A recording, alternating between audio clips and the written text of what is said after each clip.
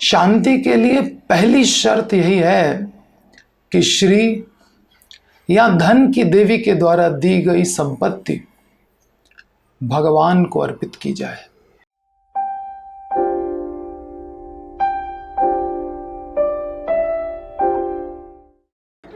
हरे कृष्ण। किसकी पूजा करें, इस विषय पर हमने फर्स्ट पार्ट में भृगु मुनि के निर्णय को जाना कि विष्णु ही ऐसे हैं जिनके गुण स्थायी हैं और गोविंद ही आदि विष्णु हैं। उनमें क्रोध का नामो निशान नहीं है। भक्त ने छाती पर पाद प्रहार कर दिया, परंतु उसके लिए वे स्वयं क्षमा याचना करने लग गए। सर्वशक्तिमान होकर भी कितने भक्त वत्सल हैं भगवान, इसलिए वे ही श्रेष्ठ हैं, वे ही पूज्य हैं। इस वीडियो में हम धन समेत सारे ऐश्वर्यों को देने वाली लक्ष्मी देवी के मत को शास्त्रों की आंख से देखने का प्रयत्न करेंगे। सृष्टि की सर्वश्रेष्ठ नारी साध्वी अपने आश्रय को खोज रही हैं। किसका वर्ण करूं? वे विचार कर रही हैं कि किसमें अव्यभिचारी सद्गुण है। अव्यभिचारी माने जो गुण कभी भी उनसे दूर नहीं होते। वह किसे अपना पति चुनती हैं और क्यों, इसे ध्यानपूर्वक समझने का प्रयत्न कीजिए। क्षीर सागर का जब मंथन हुआ, उसमें से पहले विष निकला, उच्चैश्रवा नाम का घोड़ा निकला, ऐरावत निकला। किसी को देवताओं ने लिया, किसी को असुरों ने लिया, परंतु अब धन की देवी लक्ष्मी प्रकट हुई सागर की पुत्री के रूप में। वे भगवान विष्णु की भोग्या हैं, उन्हीं पर समर्पित रहती हैं। श्री रमा भगवत परा। श्री का अर्थ है ऐश्वर्य। श्री कृष्ण ही लक्ष्मी के स्वामी हैं, वे उन्हीं पर समर्पित रहती हैं। शांति के लिए पहली शर्त यही है कि श्री या धन की देवी के द्वारा दी गई संपत्ति भगवान को अर्पित की जाए। लक्ष्मी को अपना न समझकर उसे श्री कृष्ण को अर्पित कर देना चाहिए, तभी शांति रह सकती है। वरना हम धन के लिए मायाग्रस्त होकर आपस में झगड़ते ही रहेंगे और अपनी ही शांति को भंग कर देंगे। तस्याम चक्रुः स्पृहां सर्वे ससुरासुरमानवाः। उनके अपूर्व सौंदर्य, शारीरिक गठन, यौवन और रंग तथा यश के कारण हर व्यक्ति, यहाँ तक कि देवता, असुर तथा मनुष्य उनको पाने की कामना करने लगे।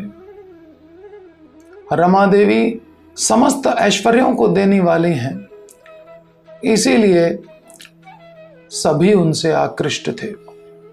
संसार में ऐसा कौन होगा जो धन, सौंदर्य और सामाजिक सम्मान का भूखा ना हो। और ये सब लक्ष्मी जी की कृपा से प्राप्त किए जा सकते हैं। किंतु लक्ष्मी कभी अकेली नहीं रहती, वे भगवत परा हैं, अर्थात वे भगवान की संपत्ति हैं और उन्हीं के द्वारा भोग्या हैं। यदि कोई धन की देवी लक्ष्मी की कृपा चाहता है तो उसे चाहिए कि नारायण को साथ में रखे, यदि कोई लक्ष्मी की कृपा चाहता है तो उसे चाहिए कि नारायण को साथ में रखे, उनकी पूजा करे, क्योंकि लक्ष्मी तो स्वभाव से ही भगवत परा है। जो नारायण के भक्त हैं, जो सदा नारायण की सेवा में लगे रहते हैं, जो नारायण के परायण हैं, उन्हें निश्चय ही धन की देवी लक्ष्मी की कृपा मिलती है। किंतु जो अपने भोग के लिए लक्ष्मी चाहते हैं वे निराश ही होते हैं, क्योंकि उनकी नीयत ठीक नहीं होती।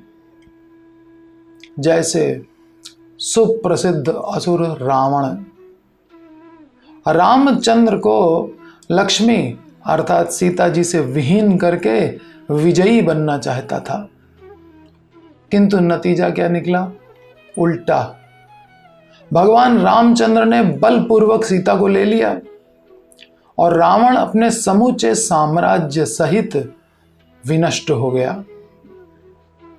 हमें यह सदा ध्यान रखना चाहिए कि धन की देवी लक्ष्मी भगवान की संपत्ति हैं, इसलिए लक्ष्मी नारायण दोनों की स्तुति किए बिना हम उनकी कृपा प्राप्त नहीं कर सकते।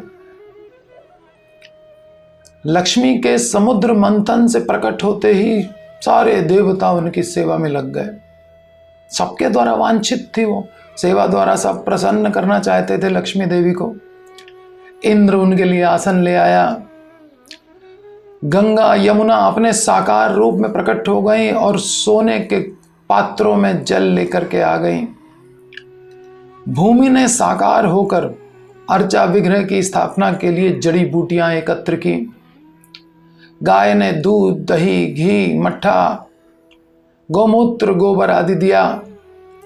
वसंत ऋतु ने मधु प्रदान किया। ऋषियों ने प्रामाणिक विधि से सौभाग्य की देवी लक्ष्मी का अभिषेक किया। गंधर्वों ने मंगलकारी वैदिक मंत्रों का उच्चारण किया। अप्सराओं ने सुंदर नृत्य किया और वेदों में बताए गए प्रामाणिक स्रोतों को गाया।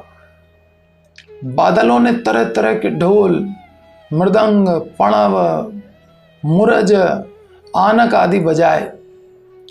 उन्होंने शंख, गोमुख, तुरही, बांसुरी और वीणा आदि भी बजाए। फिर सभी दिशाओं के दिग्गज गंगा जल से भरे कलश ले आए और धन की देवी को विद्वान ब्राह्मणों के द्वारा उच्चारित वैदिक मंत्रों के साथ में स्नान कराया गया। स्नान कराते समय लक्ष्मी अपने हाथ में कमल का फूल धारण किए थी। वे परम सती साध्वी हैं, क्योंकि भगवान के अतिरिक्त और किसी को जानती नहीं है। किसी की ओर वे ध्यान नहीं देती। समस्त बहुमूल्य रत्नों के स्रोत समुद्र ने उन्हें ऊपर तथा नीचे के पीले रेशमी वस्त्र प्रदान किए। पिता हैं, पिता ने माता लक्ष्मी को वस्त्र प्रदान किए। जल के प्रधान देवता वरुण ने फूलों की माला प्रदान की, जिसके चारों ओर मधु पी करके भंवरे मंडरा रहे थे। प्रजापति विश्वकर्मा ने तरह तरह के अलंकृत आभूषण प्रदान किए। विद्या की देवी सरस्वती ने गले का हार प्रदान किया। ब्रह्मा ने कमल का फूल तथा नागलोक के वासियों ने कान के कुंडल प्रदान किए। तब शुभ अनुष्ठान द्वारा पूजित होकर के लक्ष्मी कमल की माला हाथ में लेकर के इधर उधर विचरण करने लगी। लज्जा से मुस्काती हुई, कुंडलों से गाल अलंकृत होने के कारण वे अत्यंत सुंदर लग रही थी। वे इधर उधर चलती तो उनके पायल मंद मंद झनकार करते। ऐसा लगता मानो कोई सोने की लता प्रकट हुई हो। गंधर्वों, यक्षों, असुरों, सिद्धों, चारणों तथा स्वर्ग के वासियों के बीच घूमती हुई धन की देवी लक्ष्मी उन सब का निरीक्षण कर रही थी। किंतु उनमें से कोई भी उन्हें समस्त गुणों से युक्त नहीं मिला। मनुष्यों पर तो लक्ष्मी ने कोई विचार ही नहीं किया, उनमें से कोई भी इस योग्य नहीं था, उनमें से कोई भी दोषों से रहित नहीं था। अतः उन्होंने किसी की भी शरण ग्रहण नहीं की। वे सागर की पुत्री थी, उन्हें स्वयंवर समारोह में अपना वर चुनने की छूट थी, किंतु उन्होंने किसी को भी इस योग्य नहीं पाया कि उसकी शरण ग्रहण की जा सके। दूसरे शब्दों में, लक्ष्मी के सहज पति नारायण की समता नहीं की जा सकती। वे असमौर्ध्व हैं। लक्ष्मी तो सबको विष्णु के कंपैरिजन में देख रही थी ना, इसलिए सब रिजेक्ट होते चले गए। लक्ष्मी ने सोचा, जिसने महान तपस्या की है उसने अभी तक क्रोध पर विजय प्राप्त नहीं की। जैसे दुर्वासा इत्यादि बड़े तपस्वी हैं, उस तपस्या में क्या दम है कि क्रोध बना ही हुआ है। बड़ी जल्दी शाप दे देते हैं। क्षत्रिय तो धनुष बाण लेकर के चलते हैं, अस्त्र शस्त्र लेकर चलते हैं, परंतु दुर्वासा जैसे ऋषि की तो वाणी ही वज्र के समान है। वाणी में शक्ति कैसे आती है? वाणी में शक्ति तपस्या से आती है। तपस्या तो गुण है, परंतु क्रोध तो दुर्गुण है। तो तपस्या जिनमें है वो क्रोध को नहीं जीत पाए, क्रोध के वशीभूत हैं। तो फिर वो ईश्वर कैसे हो सकते हैं जब वो क्रोध के वशीभूत हैं? जो किसी के भी वशीभूत हो वो स्वतंत्र ईश्वर तो हो ही नहीं सकता। यदि किसी के पास ज्ञान है तो वह भौतिक इच्छाओं को जीत नहीं पाया। इच्छा का अर्थ है उसमें कुछ कमी महसूस हो रही है, अभावग्रस्त हो रहा है। अभाव में रहने वाला ईश्वर कैसे हो सकता है? वह मेरा आश्रय कैसे हो सकता है? शुक्राचार्य, जैसे शुक्राचार्य और बृहस्पति। शुक्राचार्य मेडिकल साइंस में टॉप मोस्ट है, उनसे बढ़कर कोई नहीं है। मरे हुए व्यक्ति को जीवित कर दें, मृत संजीवनी विद्या जानते हैं वो। परंतु वे भी पुत्री के मोह में फंस गए, देवयानी के मोह में फंस करके जैसे वो चाहती थी वैसे करने लग गए। असुरों का पक्ष लेते हैं। और बृहस्पति को एक बार इंद्र ने प्रणाम नहीं किया। विद्वान तो हैं, ज्ञान है, परंतु एक बार इंद्र ने प्रणाम नहीं किया तो नाराज हो गए। बड़े बड़े पंडालों में हम देखते हैं कि भागवत कथाएं होती हैं, ज्ञान बहुत है, लेकिन कथा के बाद दक्षिणा बंधी हुई है। इतना पैसा चाहिए तभी ज्ञान देंगे, तभी भागवत सुनाएंगे। तो ज्ञान है परंतु संग वर्जित नहीं है। अगर ज्ञान है तो उसे सभी के हित के लिए मुफ्त में बांटना चाहिए। तीसरा, लक्ष्मी ने सोचा, यदि कोई महान पुरुष है तो उसने कामेच्छाओं को नहीं जीता है। जैसे ब्रह्मा इस सृष्टि के सबसे महान व्यक्ति हैं, सृष्टिकर्ता हैं, लेकिन काम को नहीं जीत सके। एक बार अपनी बेटी के पीछे ही काम आसक्त हो करके चल पड़े। वे भी अभाव में हैं, वे ईश्वर कैसे हो सकते हैं? मैं कैसे उनका वर्णन करूं? यहां तक कि महापुरुष ईश्वर, इंद्र को ईश्वर भी कहा जाता है, क्योंकि इस सृष्टि का सारा मैनेजमेंट वही देखते हैं। ब्रह्मा जी तो वेद पढ़ने में लगे रहते हैं और इंद्र सारा मैनेजमेंट देखते हैं। तो इंद्र जैसे व्यक्ति भी किसी न किसी बात के लिए अन्यों पर निर्भर रहते हैं।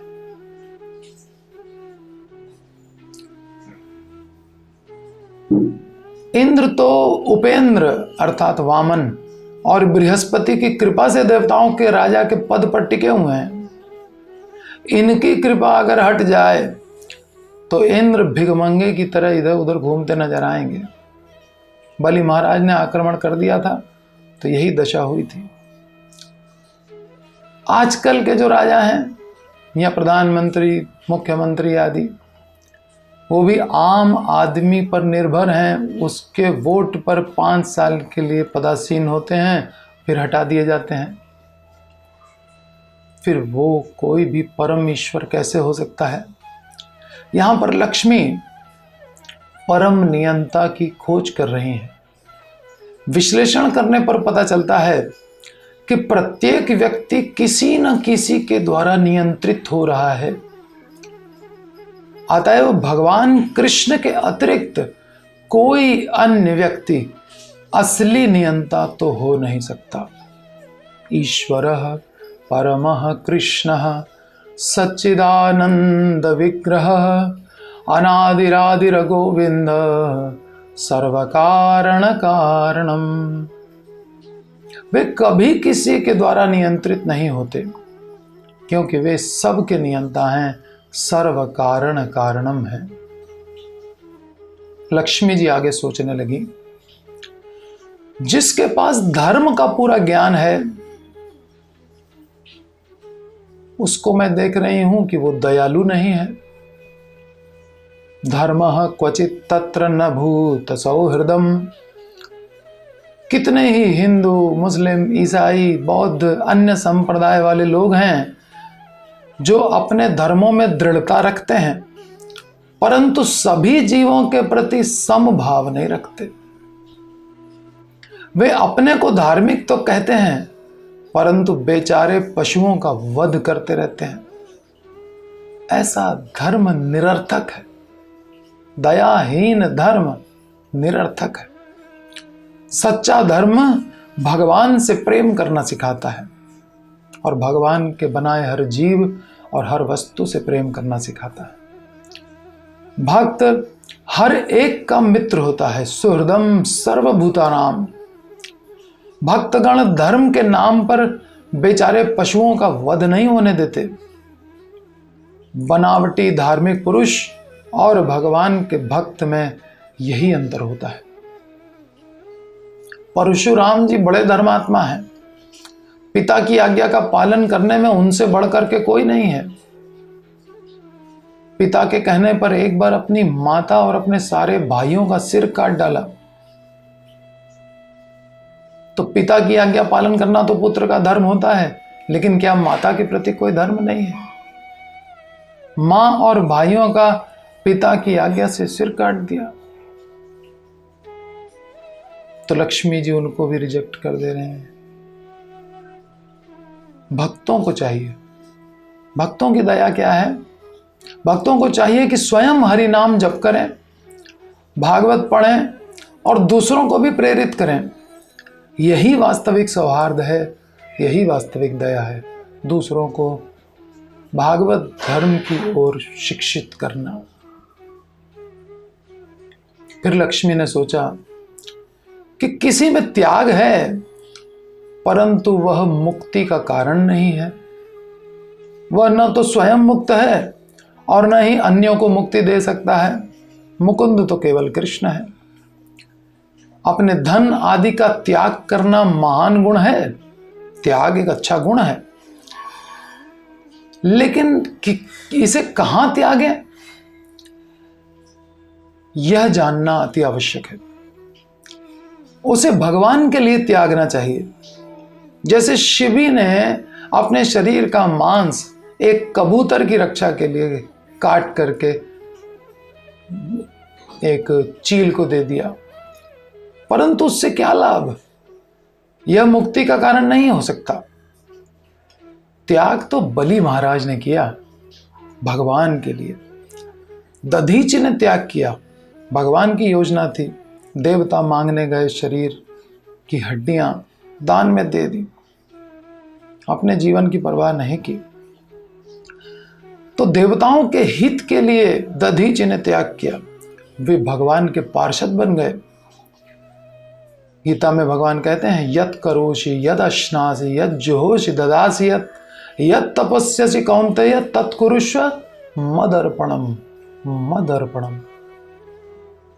भगवत संबंध शून्य दान वास्तविक लाभ नहीं प्रदान कर सकता।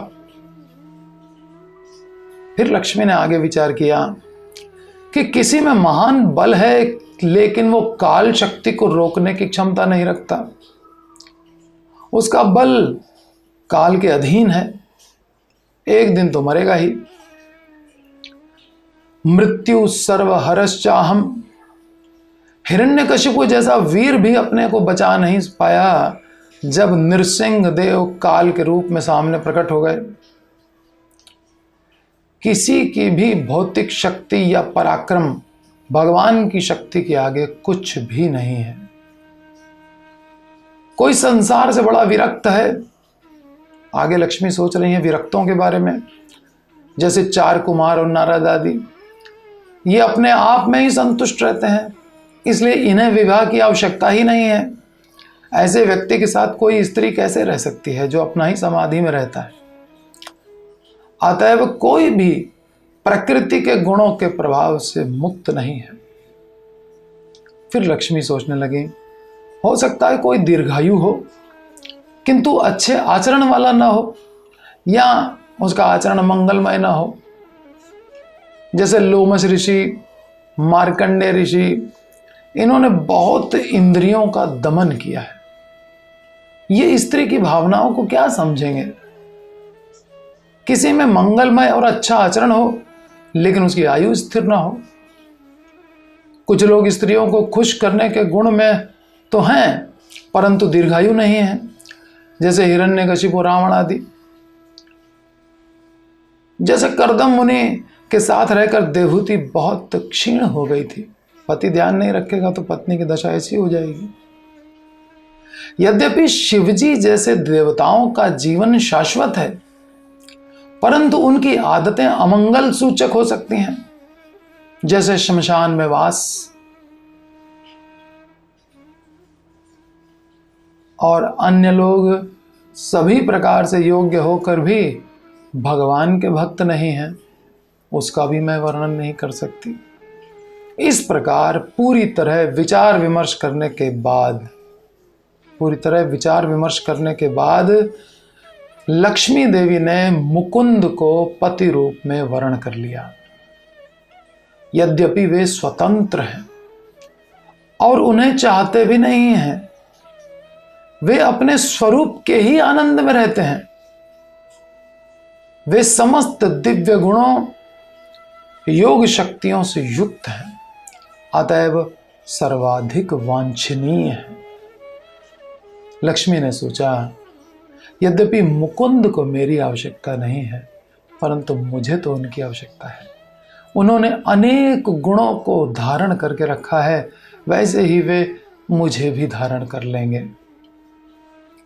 भगवान मुकुंद आत्मनिर्भर हैं, वे पूर्ण स्वतंत्र हैं, अतएव उन्हें किसी आश्रय की आवश्यकता नहीं है, लक्ष्मी के सानिध्य की भी आवश्यकता नहीं है। फिर भी लक्ष्मी देवी ने उन्हें अपने पति के रूप में स्वीकार किया। भगवान के पास जाकर लक्ष्मी जी ने नवीन कमल पुष्पों की माला उनके गले में पहना दी, जिसके चारों ओर मधु की खोज में भंवरे गुंजार कर रहे थे। तब भगवान के वक्षस्थल पर वास पाने की आशा से वे उनके बगल में खड़ी हो गईं। लज्जा से भरा उनका मुख मुस्कुरा रहा था। भगवान तीनों लोकों के पिता हैं और उनका वक्षस्थल समस्त ऐश्वर्यों की स्वामिनी, धन की देवी माता लक्ष्मी का निवास स्थान है। लक्ष्मी जी अपनी अनुकूल तथा कृपापूर्ण दृष्टि से तीनों लोकों के वासियों को और देवताओं के ऐश्वर्य को भी बढ़ा सकती हैं। लक्ष्मी की इच्छा अनुसार भगवान ने अपने हृदय को उनका वास स्थान बना दिया। वे अपनी कृपा दृष्टि से हर एक को सौभाग्य प्रदान कर सकें, इसलिए भगवान ने ऐसा किया, उनको अपने वक्षस्थल में स्थान दिया। जो भी नारायण की पूजा करता है उसे वे देखती रहती हैं। जब वे यह जान लेती हैं कि कोई भक्त नारायण की भक्ति करने के पक्ष में है, तो वे उसे सारे ऐश्वर्यों को प्रदान करने के लिए उद्यत हो जाती हैं। कर्मी जन लक्ष्मी की कृपा पाने का प्रयास करते हैं, किंतु नारायण के भक्त न होने से उनका ऐश्वर्य क्षणिक होता है। कुछ दिन के लिए धन, सौंदर्य, ज्ञान आदि आता है, फिर चला जाता है। दीपावली में आप सबका अनुभव होगा, लोग गणेश और लक्ष्मी की पूजा करते हैं, दीप जलाते हैं, पटाखे जलाते हैं, मिठाइयां बांटते हैं, परंतु राम को भूल जाते हैं। जिनके अयोध्या लौटने की खुशी में दीपावली मना रहे हैं, उन्हीं राम को छोड़कर रावण की तरह केवल लक्ष्मी से प्रेम करेंगे, लक्ष्मी की पूजा करेंगे, तो लक्ष्मी उनके पास कैसे टिकेगी? वो तो राम के पास चली जाएगी। तो रावण की मेंटलिटी को छोड़ देना चाहिए।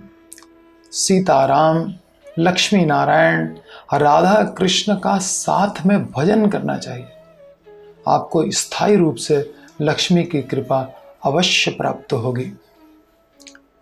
नारायण की सेवा में लिप्त रहने वालों का ऐश्वर्य कर्मियों की तरह नहीं होता। नारायण की सेवा में लिप्त रहने वालों का ऐश्वर्य कर्मियों की तरह नहीं होता।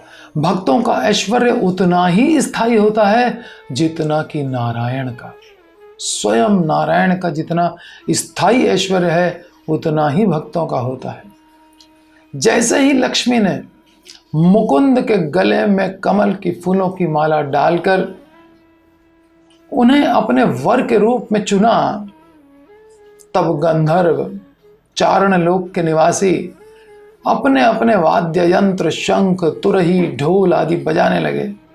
वे अपनी अपनी पत्नियों के साथ नाचने लगे। सब उत्सव का माहौल हो गया। ब्रह्मा, शिव आदि देवताओं ने फूलों की वर्षा की, भगवान की दिव्य महिमा सूचक मंत्रों का उच्चारण किया। प्रजापति तथा प्रजा सहित सारे देवता लक्ष्मी जी की कृपा से धन्य होकर अच्छे आचरण तथा दिव्य गुणों से संपन्न हो गए। जो लोग खुश हुए इस विवाह से, वो दिव्य गुणों से संपन्न हो गए। वे लक्ष्मी नारायण का विवाह उत्सव देख करके अति प्रसन्न हुए, अति संतुष्ट हुए। लेकिन असुर, लक्ष्मी द्वारा उपेक्षित हो जाने पर असुर तथा राक्षस अत्यंत निराश हो गए। लक्ष्मी ने हमें उपेक्षित क्यों कर दिया? देवता तो इससे खुश हो गए कि हमको उपेक्षित किया तो किया, नारायण का तो वर्ण किया। लेकिन असुर अत्यंत निराश हो गए, मोहग्रस्त हो गए, उनका प्रभाव क्षीण हो गया, वे निर्लज्ज हो गए। लक्ष्मी न तो देवताओं को मिली और न ही असुरों को। उन्होंने तो मुकुंद को अपना पति चुना, परंतु लक्ष्मी की विष्णु भक्ति देखकर देवता अति प्रसन्न हुए। इसलिए उन्हें लक्ष्मी की कृपा से दिव्य गुणों की प्राप्ति हुई। वहीं पर असुर अत्यंत निराश, मोहग्रस्त, प्रभावहीन और निर्लज्ज हो गए। निष्कर्ष यह निकला कि नारायण के भक्तों को ही लक्ष्मी की स्थायी कृपा मिलती है, और हमें लक्ष्मी की कृपा से प्राप्त धन को, लक्ष्मी की कृपा से प्राप्त धन को नारायण की सेवा में लगाए रखना चाहिए, क्योंकि श्री कृष्ण ही उस लक्ष्मी के नित्य स्वामी हैं। तो भृगु मुनि और लक्ष्मी देवी, इन दोनों ने ही हमें अपने आचरण से यह शिक्षा प्रदान की है कि विष्णु ही पूजनीय है, अन्य कोई नहीं। एकले ईश्वर कृष्ण आर सब भृत्य। कृष्ण ही एकमात्र स्वतंत्र ईश्वर हैं, बाकी सब उनके दास हैं। तो हमें चाहिए कि हम लक्ष्मी नारायण, सीताराम, राधा कृष्ण, इन दोनों का एक साथ भजन करें, तभी हमारा कल्याण होगा। हरे कृष्ण। बहुत बहुत धन्यवाद। जय श्रीला प्रभुपाद। हरे कृष्णा कृष्ण कृष्णा हरे हरे, हरे राम राम राम